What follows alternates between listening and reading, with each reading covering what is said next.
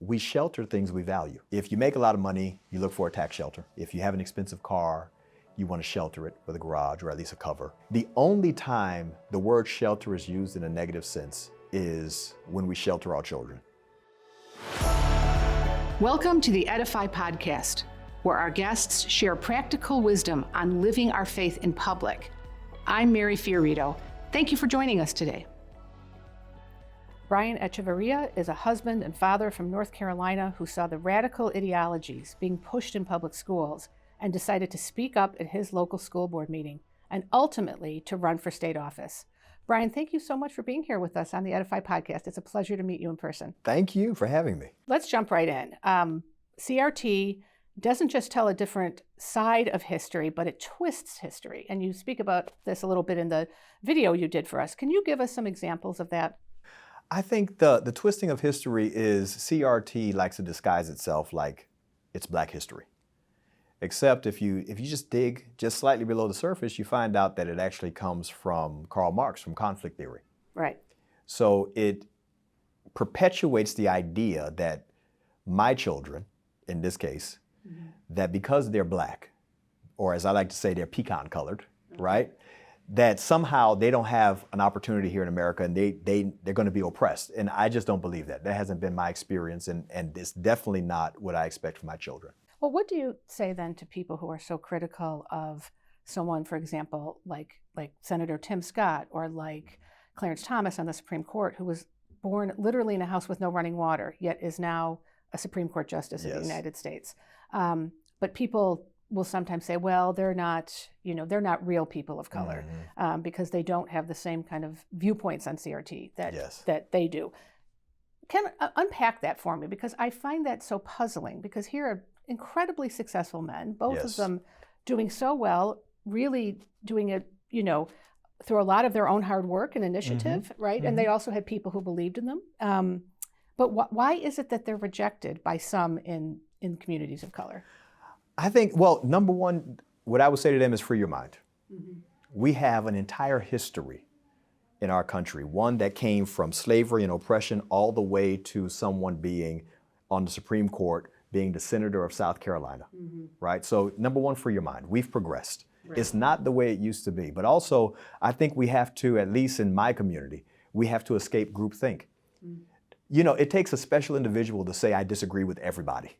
Right. When you're in a room, right? Yeah. So with the groupthink, you have the idea where typically in the Black community, we're Democrats. So the groupthink in that is the Democrats are going to help the Black people because the Black people are so oppressed and they're doing so bad. And I think, when I sit in a room full of Black professionals, I'm like, wow, you're literally ignoring your life and accomplishments to take your political position. Right. So I just say free your mind. Right.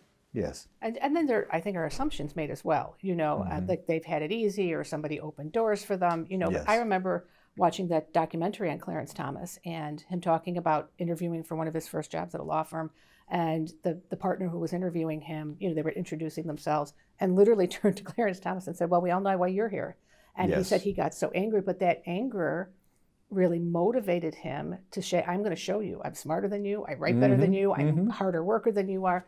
And that seems to have been lost in some of these conversations too, which I just find, puzzling, because this is a country where if you work hard, generally you can succeed. You can. And listen, affirmative action. At one time it was needed. Right. Okay, you're coming out of the civil rights movement, you're getting rid of segregation, equal opportunity is the law of the land, but not necessarily the disposition of the heart. So you had to have affirmative action. However, I want to say that anyone who accomplishes anything, gets any job or position, gets that job or position because someone favored them. However, we act like when it's a Black person, that the favor is only because they're Black. No, affirmative action was because they're Black. Favor comes from God. Right. And that's a whole lot different. Right, exactly. Well, one example that you use in your work and in the talks that you give is that it's not necessarily the curriculum in CRT that's the problem, but it's the method of teaching that curriculum. So you say, for example, it's not 1 + 1 = 2, it's 1 mommy + 1 mommy = 2 mommies. Yes. So how are parents to, really get to understand what their children are being taught in many of the public schools today. And what can they do? What can the average mom or dad, who has a job and other children, et cetera, how should they respond when their children come home and tell them? Wow, that's a great question. That's tough. It's heartbreaking that we even have to ask it. Yeah. But I think the first thing they have to do is remember that the child belongs to them. Right. My children are mine. If you don't believe me, let them break the window next door with a baseball. And you'll find out real fast who everyone thinks is responsible for the child, right? The community is not going to get together to fix the window for my child. Right. I think that's the first thing. You remember the child is yours. Number two, you invest the time to speak with your child. I mean, I am viciously at the gates of my children's heart, having every conversation, explaining everything. Because in the world, there's people who believe that one mommy plus two mommies, right? So I explain to my children how wrong that is, why it's wrong. Right. And I explain that at whatever level they are. So when my kid was 7, the conversation was different than today. My oldest son, he participates in sports and things like that. And he came home and we were talking about something with love. And him in a mocking way, he says, it was something with I can't remember exactly, but it was like something with LGBT, because it's Pride Month, right? And he says, love is love and God is love, right? And he starts cracking up because he knows what they're doing. And I said, so I circled back around the next day, not to make an alarm out of it. And I say to him, I said, you said love is love, right? I said, you know how ridiculous that is, right? And that God is love, and then using that to justify. I said, what if someone loves murdering? What if someone loves rape?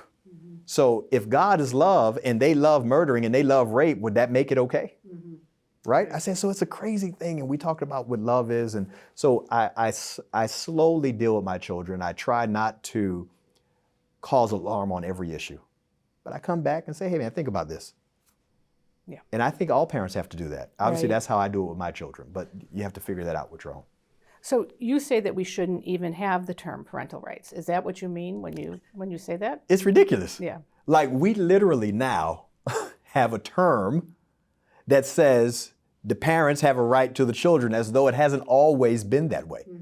It's been that way from the very beginning. Right. The parents are responsible for the children. We've gone so far that now we have to sort of craft laws to affirm that. And everyone on earth knows that that is the case already. Yeah. Yeah. Well, I think that's a good analogy that you make. If your child breaks, the property of the person next door, it's not going to be the community, right, coming to repair it, generally speaking. So, well, you and your wife made the decision to homeschool your children. Being a man of faith, I think, my commitment to Jesus Christ, I want to raise my children. And for me, raising them meant at that time that I didn't want them in a school. It was when a lot of the same-sex marriage stuff was being debated. My children are 15, 14, and 10. So if you roll it back 10 years, when my oldest was going into elementary, I wasn't ready for him to have that conversation or for that to be normalized. And so I chose with my wife to make the sacrifice. So my wife stayed home. She left a career in banking. And, they say, it costs $330,000 to raise a child now. And I'm like, yeah, right. We're into this $150 a year just on her salary alone, right? So we give up that salary. Now, every family can't do that. Yeah. But we were willing to give that up so that we can have the opportunity to say this child is going to be raised in the nurture and admonition of the Lord. But I'll add to that fathers are unique in that we have the opportunity to have a vision for our children. And that vision we have for our children informs everything we do, from discipline to preparation to schooling. And my vision for my children is that they would be God-fearing, successful adults, that they would honor God. That being the vision kind of led the way in making the decision for homeschooling. Well, then what would you say to people who keep their children in a public school because they want them to bring home these sort of hard conversations that are, so prevalent in the culture, and they want to be able to have those conversations with their children while they're still living under their roofs while they're still living at home and not wait till they get to college and are exposed to all of this. So do you think that's a valid approach, that I want my kids exposed to this now so I can, correct them, et cetera? Or how would you respond to that? I think everybody has their own way, right? And one thing is for certain. No one knows my children better or loves them more than me. Only God. Yeah. So I also believe that about the parents that have that position. Right? So they have a different strategy, but I believe they want the best for their children. And what's interesting is the flip side to that, my opinion, why I don't sort of espouse to that, I want that conversation to be dictated by me. Right? I don't want my kid to experiment with drugs and then me to explain why they shouldn't have done that. You get it? Yeah, oh no, totally. So I choose a different way to do it. But I have an aunt, and her daughter is phenomenal. They were older when they had a miracle to have the baby. And so she stayed at work until her daughter went to school. Now, a lot of people didn't agree with her. She's like, no, anyone can give my daughter a bottle. But I want to be there when she goes to school. Because I want to have the conversation. I want to deliver her from the perils of catching the bus in the morning or in the afternoon. So she took her daughter to school, and she picked her daughter up every day, all the way through high school. And during that time, they had the best conversations about some of the things that happened in school and everything else. So she helped her daughter process things that way. And now my cousin is amazing. She graduated. She's a nurse practitioner, and she is living life, getting ready to get married. And that worked for her. So I can't say that my way is going to fit everybody, but definitely be intentional about what you do. Well, what would you say then to parents who are listening to this podcast now and they're thinking, I like what he has to say about homeschooling. What guidance or advice would you give to someone who's discerning that, whether or not to do that for their children, or maybe just starting out in homeschooling? What is it that about it now that you didn't know then? That you wish you would have known about homeschooling? Listen, it's expensive. So you're going to buy the curriculum. The curriculum's going to be a couple $1,000 a year. Okay. Which is less than a private school. Some curriculum is even less than that. Our curriculum is a couple of $1,000 a year. But it's expensive because now I have these, my boys are horses. And what they do is graze all day. If they were at school, they would go to lunch and then they would eat when they get home. No, but when they're home all day, the AC is burning, they're eating all day. I mean, my sons, I think that we clocked them one day. I think they get something to eat every 27 minutes. Every 27 minutes, they walk in the kitchen and they get something. So it's expensive. But what I would say, in addition to that, I was concerned that they wouldn't be socially ready. I think that's probably the greatest concern of most parents, is that they'll be socially awkward. They won't have the ability to play a sport if they're good at a sport, and they won't have the extracurriculars. How do you respond to that? Oh, well, number one, the children can play sports. So there's homeschool leagues, and in most states, homeschoolers legally can participate in other things. Not to mention nowadays, the only sport that's really captive to the school system is football. Everybody's doing travel basketball, travel baseball, there's track clubs. So the only thing really captive is tackle football, and we don't know how long that's going to be captive. So that's not really a great concern. The second thing is, I am a public school baby. And when I was in school, I think we can all agree that we knew some kids who were socially awkward. Right? Right, sure. Oh, sure, that's a universal phenomenon, yes. I think, yes. So sending your kid to public school is not going to remedy that, apparently. Then when you meet their parents, you know exactly why they're so weird, right? Right.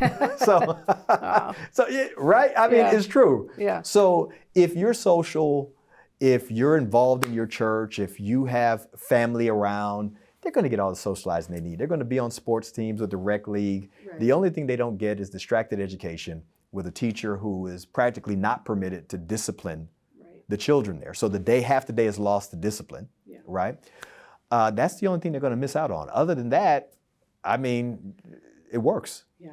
I mean, well, and two, I think you particularly for girls at a certain age, I think you're removing them from a lot of this social pressure and social bullying. Oh, and yes. Ostracization that, I think no one can really be meaner than a mean fourth grade girl. I've seen it. Yeah. We see it with my daughter when she played soccer and does swimming. Right. I mean, so not going to school didn't protect her from that. And we still had to talk her through that. And, but she does have big brothers, so they rough her up a Yes, little that's bit. helpful. Yes.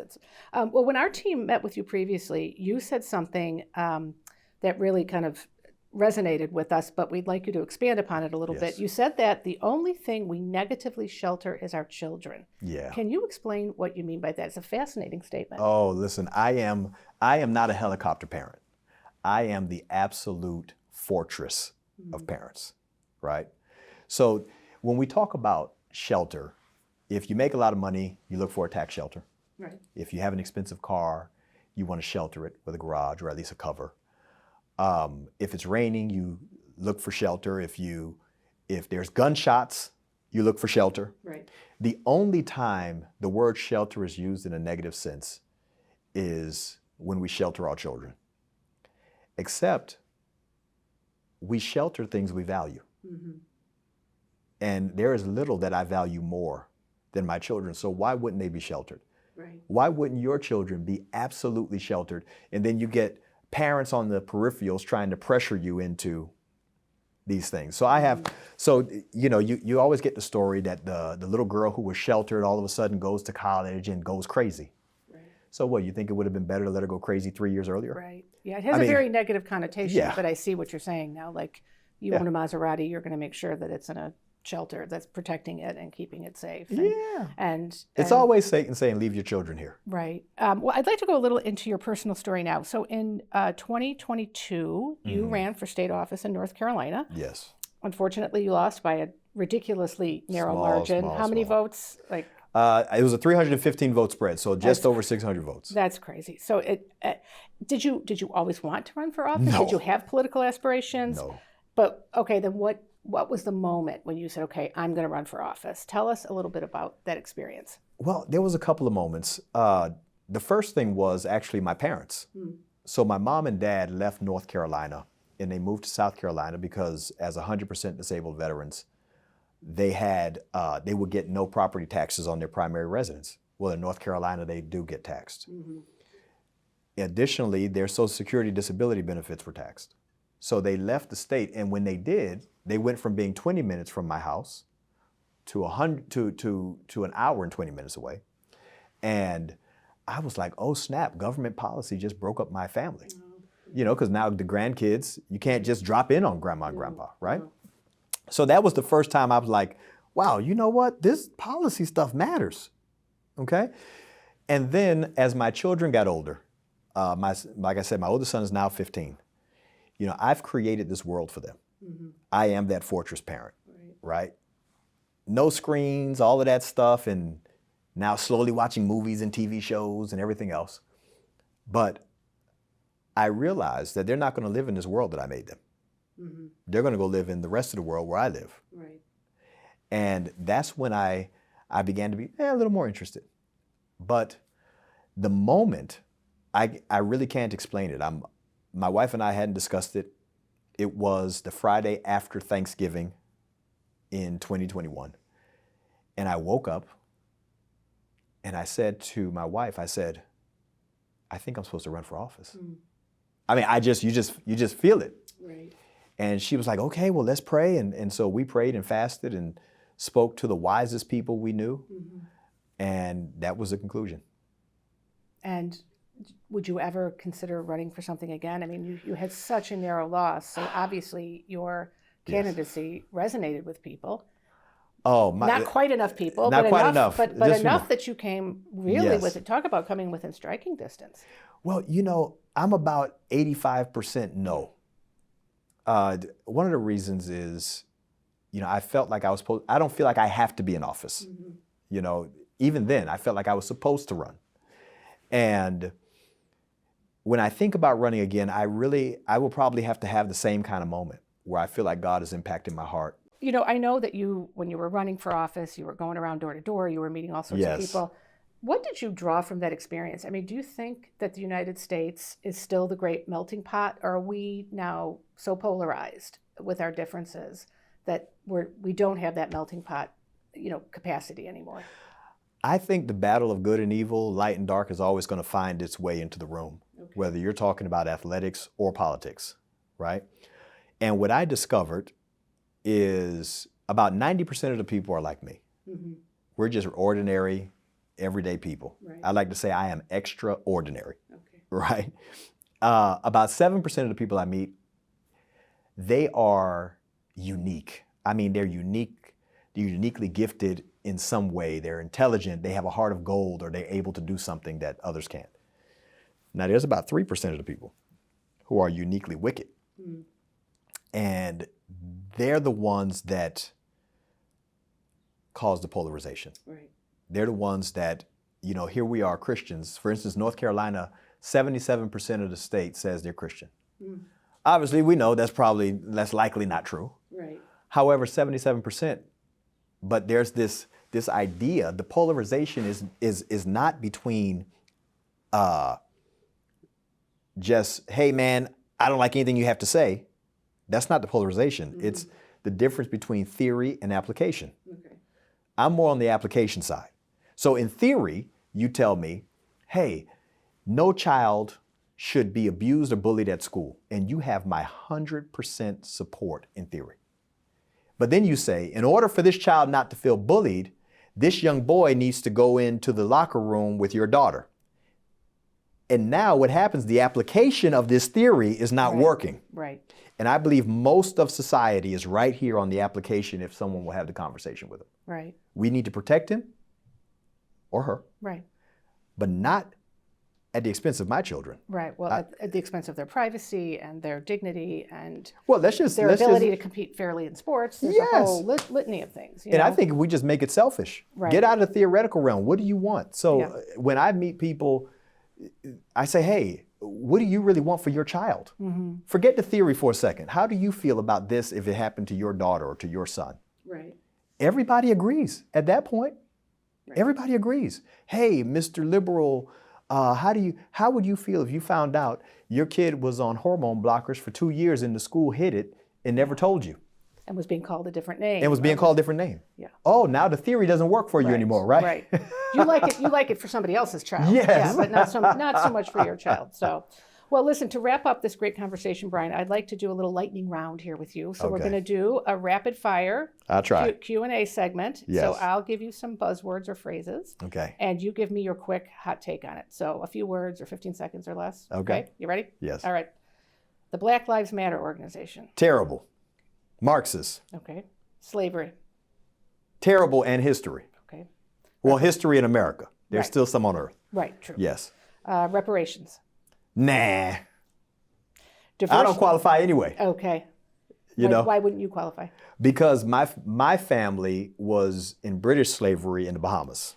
I see. Okay. Yeah, so I wouldn't have been. And this is that's helpful. I didn't know that. So reparations is really only directed towards people who were subjects to American slave populations, that sort of thing. Yes, it's ridiculous though. I mean, you're going to have people pay for atrocities they didn't commit to people who were not victims. I mean, it's just ridiculous. Okay. Diversity, equity, and inclusion, DEI. I think you should say diversity, inclusion, and equity, die. Everywhere it goes, just bad things happen. Systemic racism. I don't think that exists. Okay. Critical race theory. Terrible. It's a big lie. Okay. Public schools. I like them.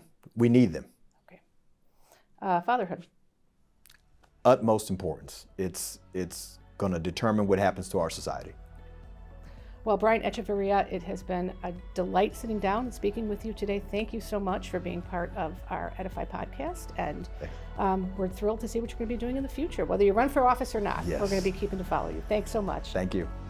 Thank you for listening.